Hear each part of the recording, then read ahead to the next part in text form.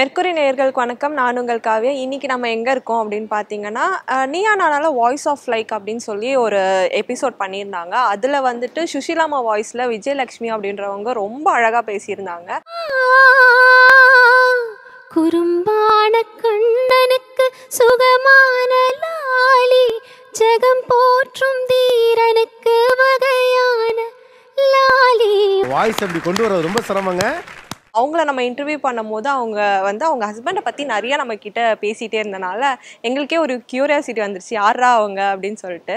So அவங்க நம்மளை வீட்டுக்கு இன்வைட் பண்ணியிருக்காங்க அண்ட் அவங்க வீடியோ நம்ம நிறைய எக்ஸ்ப்ளோர் பண்ண போகிறோம். ஸோ அவங்கள பற்றி நிறைய தெரிஞ்சுக்கலாம் வாங்க.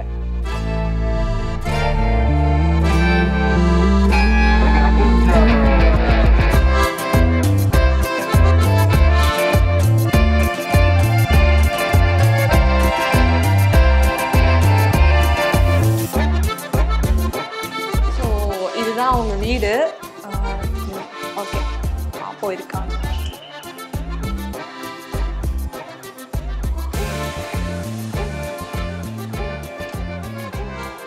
ஹாய், எப்படி இருக்கீங்க? Okay hi hi hello. Okay, எப்படி இருக்கீங்க? ரொம்ப நாள் கழிச்சு நம்ம மீட் பண்றோம். வீடுமே ரொம்ப அழகா இருக்கு. எப்போ வந்தீங்க வீட்டில்? ஆக்சுவலி வந்து இப்போ ஒரு 3-4 டேஸ் தான் ஆச்சு. ஓகே, 3-4 டேஸ் தான் ஆச்சு. அதுக்குள்ள எல்லாமே செட் பண்ணி ஓரளவுக்கு செட் பண்ணியிருக்கோம். கொஞ்சம் அங்கங்கே மெஸ்ஸியாக இருக்கும். ஓகே. ஹாய் சார், எப்படி இருக்கீங்க? உங்களை பத்தி தான் அந்த டோட்டல் இன்டர்வியூலயே நிறைய விஷயம் உங்களை பத்தி தான் மேம் வந்து ஷேர் பண்ணியிருந்தாங்க. ரொம்ப நல்லா இருந்தது அந்த எபிசோட்ஸ். தேங்க்யூ. ரொம்ப பியூட்டிஃபுல்லா இருந்தது. ஃபர்ஸ்டே வந்துட்டு நான் கேட்கணும்னு நினைச்சது என்னன்னா, இது உங்களோட ட்ரீம் ஹவுஸ் அப்படின்றத நீங்க எனக்கு சொல்லியிருந்தீங்க. ரொம்ப நாள் இதுக்காக ரொம்ப ஆசைப்பட்டோம் அப்படின்னு சொல்லி.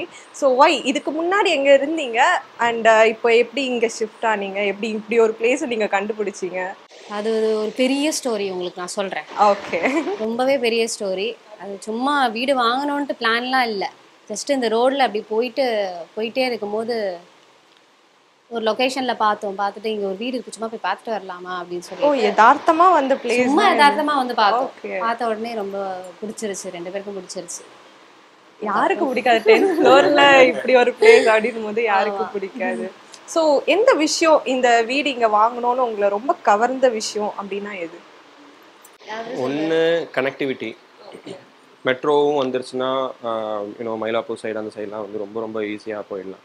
இன்னொன்று ஆஃபீஸ் எனக்கு இங்கேருந்து ஒரு 3 to 4 kilometers தான். ஸோ இந்த 2 விஷயம். அண்ட் தென் கம்பேரிட்டிவ்லி மற்ற காம்படிட்டர் ஃப்ளாட்ஸை விட இது எங்களுக்கு கொஞ்சம் பெட்டர் கோர்ட்டில் கொடுத்தாங்க. ஸோ எல்லாமே ஒரு மாதிரி அமைஞ்சு வந்தது. ஸோ அதனால ஸோ கவுச் இது வந்துட்டு முன்னாடியே வாங்கினதா இல்லை இந்த கஸ்டமைஸ் பண்ணி பழசுதான் கஸ்டமைஸ் பண்ணி இந்த வீடுக்கு வேண்டிய கலர்ஸ் எல்லாம் மாற்றி ஓகே அதுக்கேத்த மாதிரி நீங்க எல்லாம் சேஞ்ச் பண்ணி ரெக்லைனர் எல்லாம் கவர்ஸ் எல்லாம் மாத்தி. யாரோட இன்புட் இந்த வீட்டுக்கு அதிகமா இருந்துச்சு? உண்மையா சொல்லிடுவா, என்னோட 1% கூட கிடையாது. Okay, full and full sir கம்ப்ளீட்டா அவர்தான் எல்லாமே. புதுசா இருக்குங்க. எப்பவுமே ஹவுஸ் இல்ல டிஸ்கஷன்ஸ் இருக்கும். பட் தென் இருக்கும் டிஸ்கஷன்ஸ்னா என்ன, உனக்கு இந்த இடத்துல எது வேணும் அப்படி மட்டும் தான் கேட்பாங்களே தவிர டிசைன்ஸ் எல்லாமே இவர்தான். ஆனா இதுக்கு போயிட்டு சூஸ் பண்ணும்போது 2 பேர் கலர் சூசிங்லாம் ஒண்ணா வாங்க.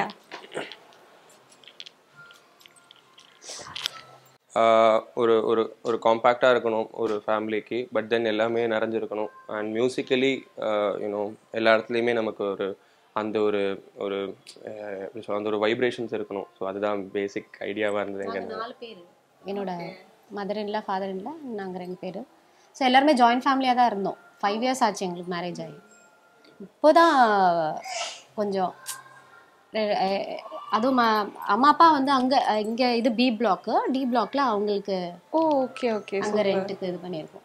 ஸோ இதுக்கு முன்னாடி ரெண்டட் ஹவுஸ்ல இருந்தீங்களா இல்லை ஓன் ஹவுஸ் தானா? அது ரெண்டட் ஹவுஸ். ஓகே, அதாவது இவங்களுக்கு மயிலாப்பூர்ல இருக்கு. பட் தென் நான் கல்யாணம் ஆனதுக்கு அப்புறம் இங்கே ரெண்டட்ல இருந்தோம். அண்ட் எங்களுக்கு கேரளா பேசிக்லி. ஸோ அப்பா சைடு அம்மா சைடு எல்லாமே. ஸோ அங்கே இருக்கு ஓன் ஹவுஸ். ஸோ அதனால இங்கே ரொம்ப நாள் ரெண்ட்ல இருந்தோம். கொஞ்சம் அங்கங்கே அப்படி மாறி மாறி இருந்துட்டு இருந்தோம். யாருக்கு தான் சென்னையில் ஒரு வீடு வாங்கணும்னு ஆசை இருக்காது? ட்ரீம்ல காலைல விண்டோவை திறந்தா சூரிய பகவான் நமக்குன்னே ஒரு காட்சி தந்த மாதிரியும், படுக்கும் போது நிலா நம்ம கூடவே இருக்கிற மாதிரி அந்த ஒரு கைண்ட் ஆஃப் ஒரு ஃபீல்ல. ஸோ அது நமக்கு எக்ஸ்க்ளூசிவாக கொடுக்குற மாதிரி அந்த ஒரு ஃபீல். அது ஒரு நம்ம வார்த்தையாலாம் எக்ஸ்பிரஸ் பண்ண முடியல. இதுக்கு மேலே சொன்னால் ரொம்ப கிரிஞ்ச் ஆகிடுவேன். ஸோ நீங்கள் 2 பேருமே சிங்கர்ஸா? ஆமாம். ஓகே, அப்போ பாட்டு பாடாம எப்படிங்க? எங்களுக்காக ஒரு சாங் 2 பேரும் சேர்ந்து, ஏன்னா நீங்க வந்து நிறைய சாங் உங்க ஹஸ்பண்ட்காக அந்த இன்டர்வியூல பாடிருந்தீங்க. அண்ட் 2 பேரும் சேர்ந்து ஒரு சாங் எங்களுக்காக. எங்க 2 பேருக்குமே ஒரு ஃபேவரட் சாங் இருக்கு. அது வந்து ரொம்ப எமோஷனலி கனெக்டடான ஒரு சாங். ஓ, ஃபேமிலி சாங்? ஃபேமிலி சாங் கிடையாது, ஃபேமிலி சாங் இல்லை. பட் தென் நாங்க லவ் மேரேஜ் ஆக்சுவலி. ஓ, அதான். Okay. So but then I think அந்த ஒரு ஸோ இந்த சாங்கோட சின்ன பேக்ரவுண்ட் சொல்லிட்டு ஆரம்பிக்கலாமேன்னு யோசிச்சோம். ஏன்னா நான் வந்து கம்ப்ளீட்லி கர்நாடிக் பேக்ரவுண்ட். அப்பா அம்மா தாத்தாலேருந்து எல்லாருமே கர்நாடிக் மியூசிஷியன்ஸ். இந்த லைட் மியூசிக் ஃபீல்டுக்கு நான் ரொம்ப ரொம்ப புதுசு. அண்ட் ஒரு ரியாலிட்டி ஷோவில் தான் வந்து அவங்கள நான் ஃபஸ்ட்டு பார்த்தேன். நான் பார்க்கும்போது லைக் ஒரு 30 பேரில் ஒரு தனி கண்டஸ்டண்ட்டாக தெரிஞ்சாங்க. அண்ட் இல்லை, டெஃபினட்டாக தெரிஞ்சாங்க. அண்ட் மேடம்க்கு நிறைய காம்படிஷன்ஸ்லாம் வேறு இருந்தது அந்த இதுலேயே. பட் தென் அதில்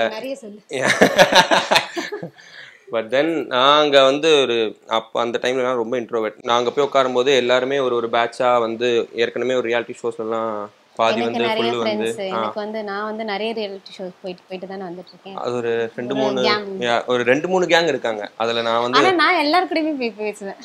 ஆமாம், அது மாதிரி.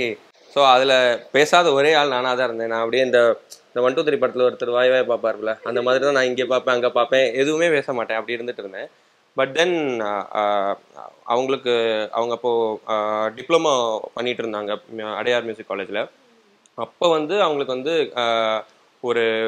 அவங்களோட ஃபைனல் எக்ஸாம்ஸ்க்கு வந்து கொஞ்சம் இந்த கிளாசிக்கல் மியூசிக்கில் மனோதர்மம்லாம் சொல்லுவாங்க. ஸோ அந்த மனோதர்மம்லாம் வந்து அவங்களுக்கு எக்ஸாம் வந்தது. ஸோ அப்போ வந்து மேடம் என்கிட்ட வந்து பேசினாங்க. ஸோ இந்த மாதிரி நீங்கள் அதை பாடுவீங்களா, நீங்கள் கொஞ்சம் எனக்கு சொல்லி தருவீங்களா, அதெல்லாம் கொஞ்சம் எனக்கு ப்ரிப்பேர் பண்ணி கொடுக்குறீங்களான்னு கேட்டாங்க. அப்படிதான் கான்வர்சேஷன். நிஜமாவே அப்படி அதுக்காக தான் பேசுனீங்களா? இல்லை இல்லை, ஃபர்ஸ்ட் வந்த உடனே என்கிட்ட வந்து என்னை பார்த்தோன்னே அக்கான்னு தான் கூட ஆரம்பிச்சான். அதை நான் சொல்ல வேணாம்.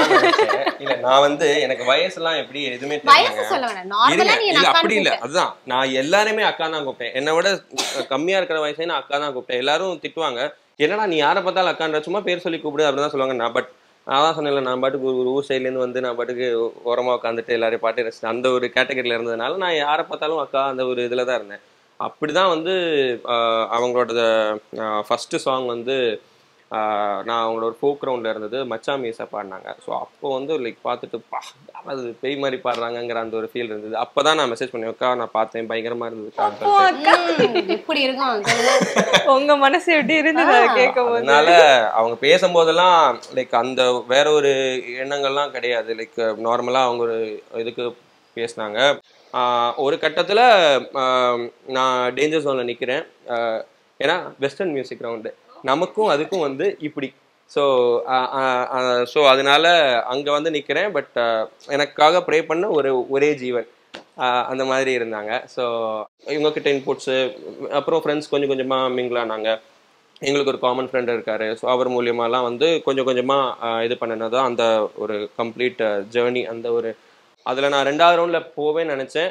டில் ஃபைனல்ஸ் வரைக்கும் 2 பேருமே வந்தோம். And she was runner up அந்த ஷோவில். நான் ஒரு ஃபைனலிஸ்டாக இருந்ததுங்கிறது எனக்கு ஒரு பெரிய அச்சீவ்மெண்ட்டாக இருந்தது அந்த டைமில். ஸோ அதுக்கு அடுத்த ரவுண்டு தான் வந்து நாங்கள் அந்த சொன்ன அந்த ஒரு பியூட்டிஃபுல்லான சாங் வந்து 2 பேருக்குமே எனக்கு ரொம்ப ஒரு ஃபேவரட். நான் ரொம்ப நாளாகவே அந்த பாட்டை சும்மாவாவது ஹம் பண்ணிகிட்டு இருப்பேன். அப்புறம் தான் பேசும்போது தெரிஞ்சது இது அவங்களோட ரொம்ப one of the favourite song அப்படிங்கிறது. ஸோ அதுதான் அடுத்த ரவுண்டு பாடவும் செஞ்சேன். அந்த ரவுண்டில் வந்து அவங்க வந்து ஒரு ஸ்பெஷல் மென்ஷன்லாம் பண்ணவும் செஞ்சாங்க ஜட்ஜஸ். ஸோ அது வந்து எங்களுக்கு ஒரு ஸ்பெஷல். அப்போலேருந்து இப்போ வரைக்கும் எங்களோட என்ன ஸ்பெஷல் அக்கேஷனாக இருந்தாலும் அந்த சாங் தான். நொடிக்கொரு தரம் உன்னை நினைக்க வைத்தாய், அடிக்கடி என்னுடன் சிரிக்க வைத்தாய். நொடிக்கொரு தரம் உன்னை நினைக்க வைத்தாய், அடிக்கடி என்னுடன் சிரிக்க வைத்தாய். முதல் பார்வை நெஞ்சில் இன்னும் உயிர் வாழுதே, உயிர் வாழுதே. முதலில் பார்த்தேன் காதல் வந்ததே, என்னை மறந்து எந்தன் நிழல் போகுதே. எண்ணிலின்றி நானே இல்லை, காதல் போல ஏதும் இல்லை. எண்ணிலின்றி நானே இல்லை, காதல் போல ஏதும் இல்லை. எங்கே எந்த இதயம் அன்பே வந்து சேர்ந்ததா. நான் அந்த சாங்கை ரசிச்சதை விட உங்க 2 பேரோட அந்த கனெக்ஷன்ஸ் வந்து அவ்வளோ அழகா தெரியும். பார்க்கவே இல்லையோ உங்க பக்கமே தெரியல. சீரியஸா அவ்வளோ லவ்விங்கா இருந்தது. அதுல அவ்வளோ லவ் தெரிஞ்சதுங்க. லிட்டரலி ரொம்ப பியூட்டிஃபுல்லா இருந்தது. அவங்க வாய்ஸ் லிரிக்ஸ்லாம் வந்து அப்படியே எங்களுக்காகவே அது கண்டிப்பா எதிர்பார்க்க. ஸோ அதுக்கப்புறம் எனக்கு அந்த ஒரு ஒரு ஒரு இன்ஃபீரியாரிட்டி இருந்தது. எவ்வளோ தூரம் இதில் வர முடியும், எவ்வளோ தூரம். அதுக்கப்புறம் ஒரு என்னன்னா, எவ்வளோ தூரம் வந்து ட்ராவல் பண்ணி அந்த எபிசோட்ஸ் எல்லாம் அடுத்தடுத்து வர முடியுங்கிற ஒரு இன்ஃபீரியாரிட்டி இருந்தது. அது ஒரு கைண்ட் ஆஃப் ஒரு வெறியாகவும் இருந்தது. வரணும், ஏன்னா வந்தாதான் அவங்கள மீட் பண்ண முடியும், வந்தாதான் அடுத்த ரவுண்டு நம்மளால பண்ண முடியுங்கிற ஒரு. எவ்ரி சண்டே இவர் மதுரையில இருந்து கரெக்டா அந்த வீக்ல வந்து என்ன சொல்றீங்க, இந்த தடவை நான் எலிமினேட் ஆயிட்டேன்னா நெக்ஸ்ட் சண்டே மீட் பண்ண முடியாது. அப்பதான் வந்து எங்களுக்கு தெரியுது, ஓகே அந்த ஒரு பர்சனல் கனெக்ட் 2 பேருக்கும் இருக்குங்கிறது. அப்பதான் இன்னும் இன்புட் சொல்லுவாங்க, நீ அப்படி பண்ணாத, உனக்கு நீ கான்ஃபிடன்ஸ் மட்டும்தான் உனக்கு தேவை, நல்லா தான் பாடுற, நீ இது வரைக்கும் வந்ததுலேயே உனக்கு எத்தனையோ டேஞ்சர் ஜோன்லாம் இல்லை, நீ டேஞ்சர் ஜோன்ல ஒரு தடவை தான் நின்றுருக்க, நீ நல்லா தான் பண்ணிட்டு இருக்க, ப்ராக்ரஸிங் வெல், நீ முன்னாடி எபிசோட்ஸை விட இப்போ பயங்கரமா பண்ணிக்கிட்டு இருக்கங்கிற ஒரு கான்ஃபிடன்ஸ் பூஸ்ட் பண்ணதுக்கு மெயின் ஆளு அவங்க தான். அதுக்கப்புறம் ஓகே வந்தாதான் அங்கே மீட் பண்ண முடியுங்கிற ஒரு சுச்சுவேஷன். அடுத்தது பாடணும். ப்ளஸ் என்னோட ஃபேமிலி சைட்லலாம் பயங்கரமா ஓகே இந்த ரவுண்ட் வந்திருக்கான், அடுத்த ரவுண்ட் வந்திருக்காங்கிறதோட அவங்களோட ஒரு மோட்டிவேஷன், என்னோட காலேஜ்லேருந்து இருக்கிற பயங்கரமான ஒரு மோட்டிவேஷன். ஸோ ஏன்னா காலேஜ்லலாம் வந்து ஷூட் பண்ணாங்க. ஸோ அதில் ப்ரொஃபஸர்ஸ், பிரின்சிபல் எல்லாருமே பயங்கரமான ஒரு பூஸ்ட்டு. ஸோ கைண்ட் ஆஃப் ஒரு ஒரு ஒரு ஒரு ஒரு ப்ரெஷர்னு நான் சொல்ல மாட்டேன், பட் ஒரு பியூட்டிஃபுல் இமோஷன்ஸ் இருந்தது. நம்ம எடுத்துகிட்டு போகணும் அடுத்த ரவுண்டுக்குங்கிறதோட ஒரு ஒரு பயங்கரமான ஒரு மோட்டிவேஷன் இருந்தது. அந்த ஒரு என்கரேஜ்மெண்ட் மோட்டிவேஷன் தான் ஃபைனல் வரதுக்கு காரணமாகவே இருந்தது டெஃபினட்டாக. ஸோ அப்போ தான் பில்ட் ஆச்சு.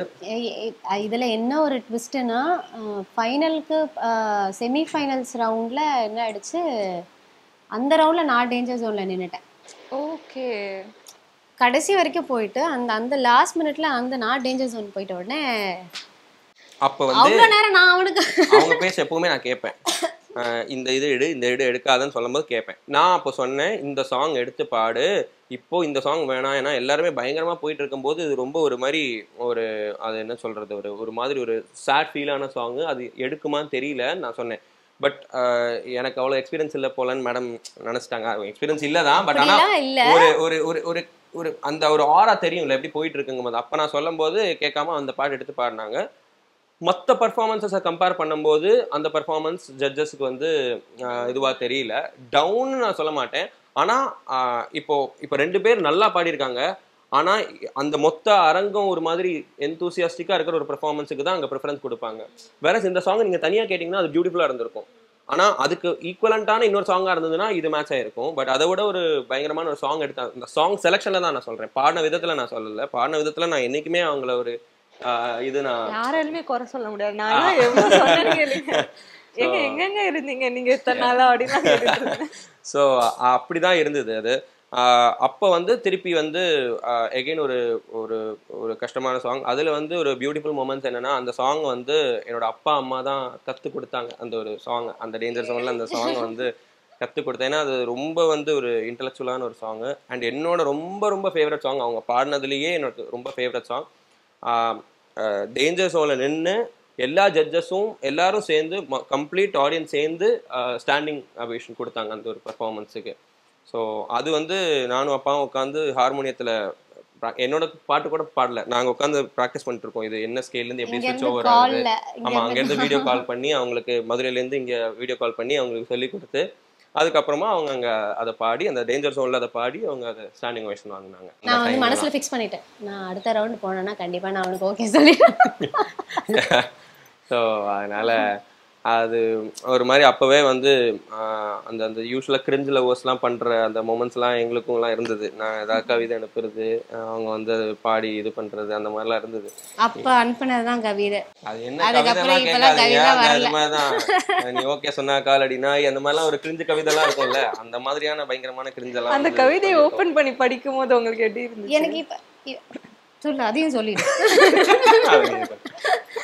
அது வந்து எனக்கு இது வரைக்கும் கவிதை எல்லாம் யாருமே சத்தியமா அனுப்பினதே கிடையாது. லவ் ப்ரொபோசல் வந்திருக்கு, ஆனா கவிதை எல்லாம் சொல்லி வந்து யாரும் இப்ப தெரியுதா மேம் எங்க விழுந்தாங்கன்னு? இல்ல அந்த கவிதைக்கு ஏன் விழுந்தாங்கிறது எனக்கு அப்புறமா பயங்கரமான டவுட். ஏன்னா அது வந்து நான் அதுக்கப்புறம் படிக்கும் போது நிஜமாலே அது பயங்கரமான கிரிஞ்சு. ஏல ஒரு வார்த்தை, பில ஒரு வார்த்தை, சில ஒரு வார்த்தை, அங்கேருந்து ஒரு கதை அப்படிலாம் போட்டு இப்படி இல்லாம நம்ம பண்ணி இருந்திருக்கோம் அப்படின்னு அப்புறம் தான் யோசிச்சேன்.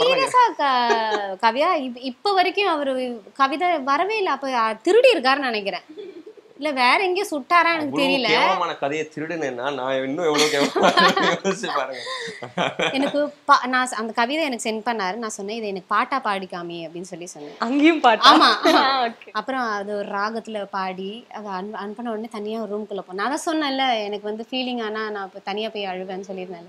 போன உடனே அந்த பாட்டை காதில் கேட்டுக்கிட்டு அப்போ எனக்கு அது வந்து ஒரு ஒரு பயங்கர ஒரு எமோஷ்னலாக இருந்தது. இன்ன வரைக்கும் அந்த லிரிக்ஸ்லாம் இருக்கு, டியூனும் இருக்கு. பாடி அது உங்க